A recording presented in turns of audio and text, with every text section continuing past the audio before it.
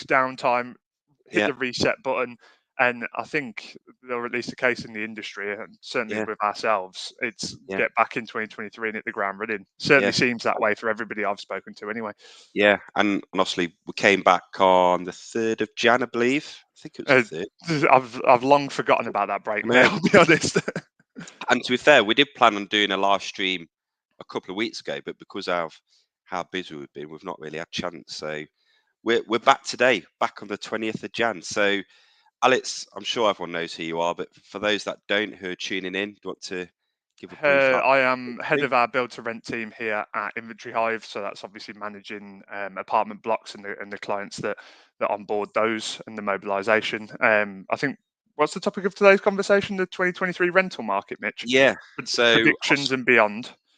yes. So what we're going to discuss today is mainly just our thoughts and our two penneth, as some people say, of what our thoughts are for the 2023 rental market. So I've got a few notes. Alex, I'm sure you have as well. So You know what I'm like, mate. I just rock up and yeah, and just start talking. That's pretty yeah, much my role on these live streams. yeah, But I think I mentioned obviously I'm head of build to rent team here, and I think with the way that the rental market's been sort of tail end yeah, of 2022 and looking at 2023 from the, because I try and keep my eye on various reports from different sources. LinkedIn's obviously a great place to see all these yeah. stats, but I think build to rent is going to be sort of instrumental. Obviously, I'm biased because Mm, that's like my little baby area. yeah, of So course. I'm a little bit biased on that, but I think it's going to be a key thing for the Yeah. rental industry in general throughout I, th- 2023.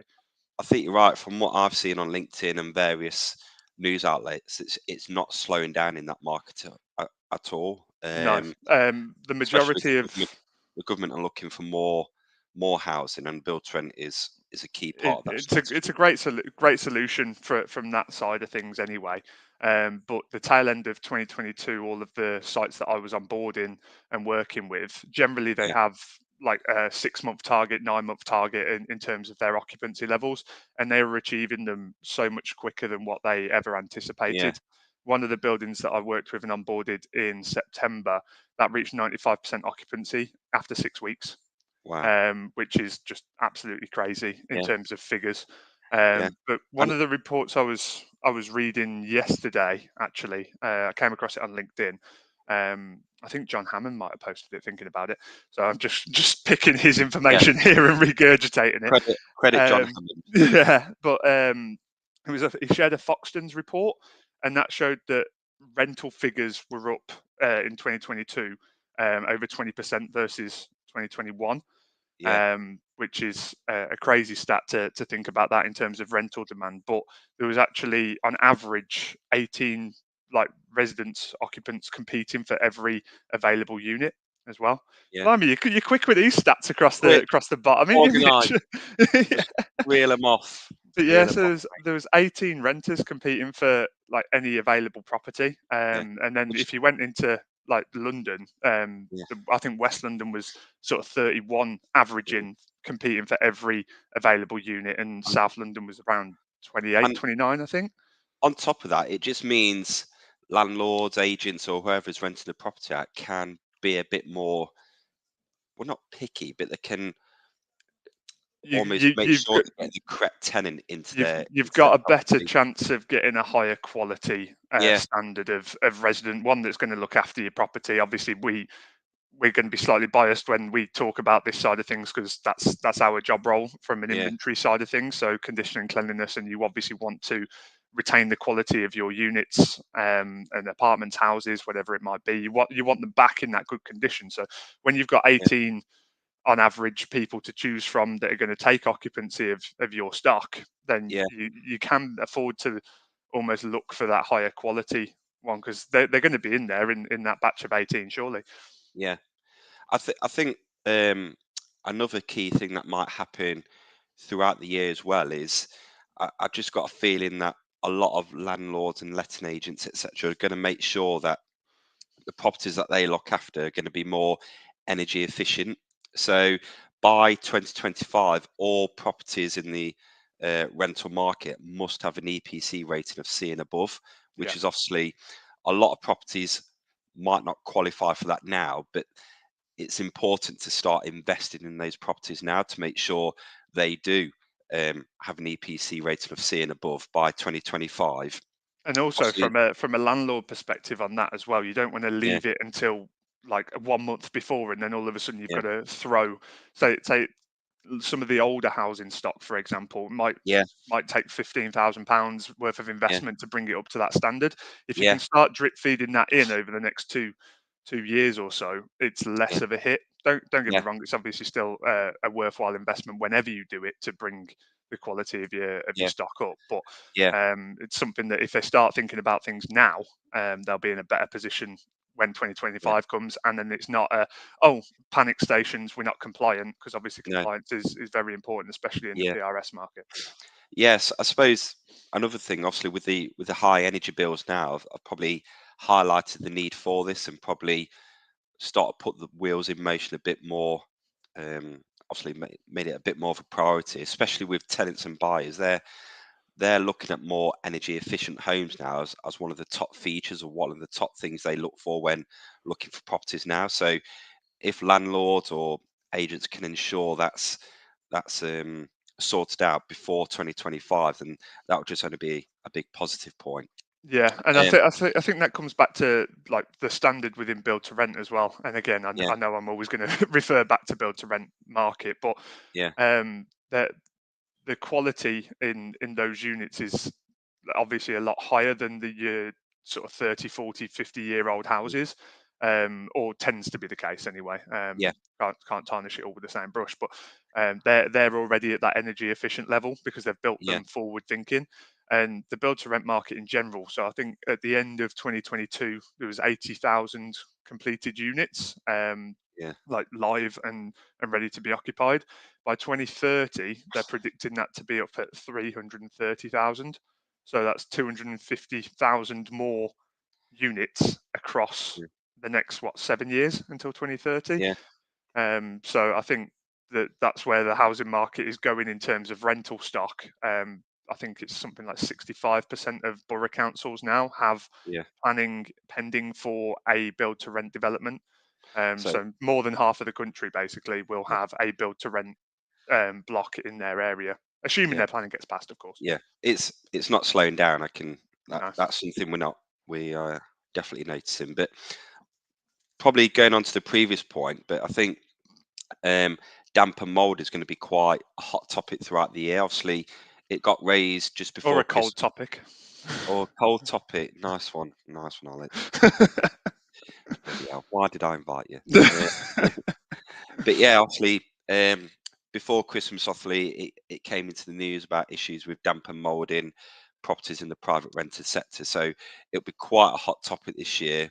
It's quite it's like something you need to take into account as obviously it leads on to the previous point about being energy efficient and keeping your home warm. But obviously, one of the top tips to make sure you're tackling damp and mold is to open your windows and get some ventilation in the property. But then obviously, I think it's a case of yeah, educating your tenants, your residents, when they're taking occupancy of these places as well. I mean, I yeah, mentioned earlier about with there being an average of 18 interested parties, then you've got the ability to be a little bit more picky potentially. But that's where you can educate them and say, look, we need to be looking at making sure you're well ventilated. Please make sure you use your extractor fans, etc. So I yeah, think you're right, and that it's yeah, going to just bring up the standards of everything anyway. So yeah.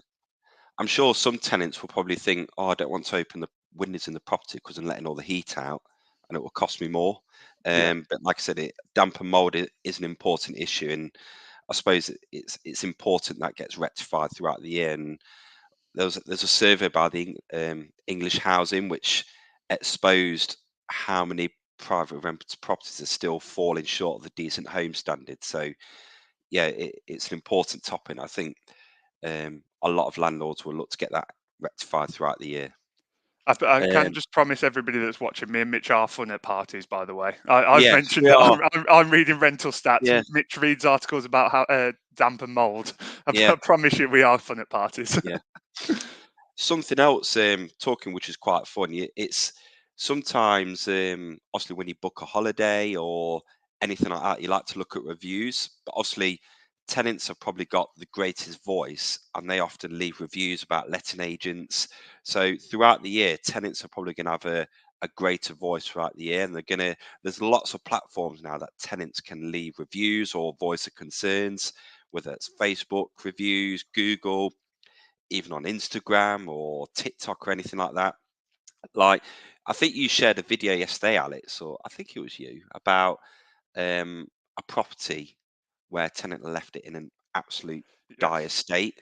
We're not going to name names who that was, but it just shows how the power of social media can highlight that. So I suppose that reverts it back to the tenant, and tenant can use their social media platforms to. Obviously, it's good to have positive feedback, but it's a lot easier for tenants to leave negative feedback. So yeah, so obviously tenants are going to have a greater voice. So I suppose that highlights of making sure you've got a positive relationship with your tenant. And absolutely. there's lots of various ways to make sure you're doing that.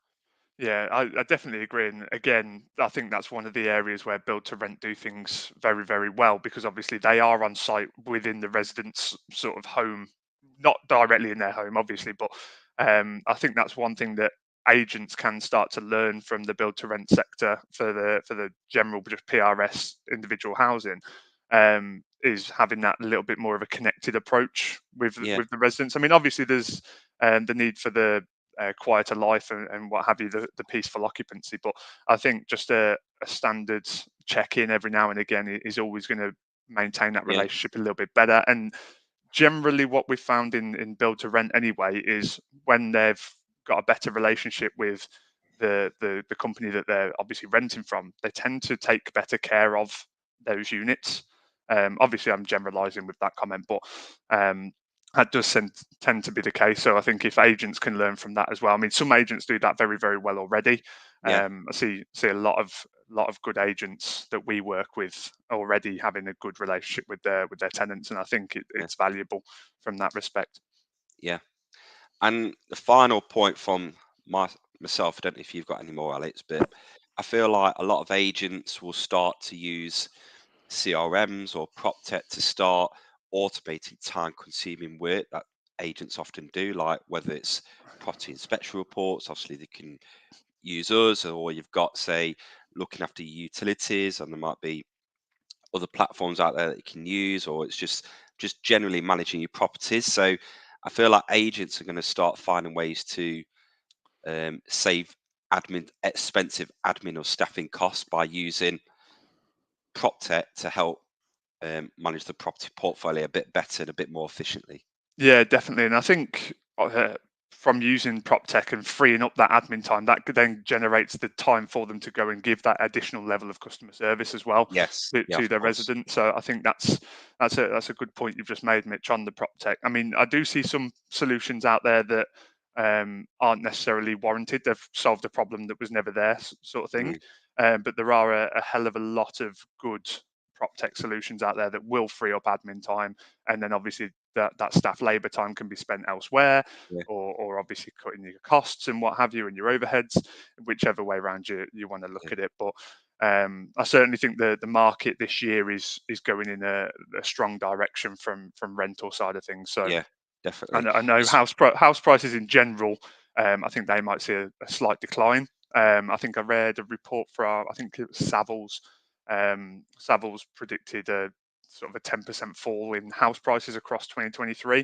But yeah, I just think that the demand for rental stock, I mean, it was up 14% in 2022 as it was, and I think that's yeah, only going to keep climbing. So I think nice. that's good. That's going to be the case. I think there was 32% drop in available properties across 2022 for Yeah, the rental market, and I don't know if some of the private landlords getting out of the industry potentially yeah.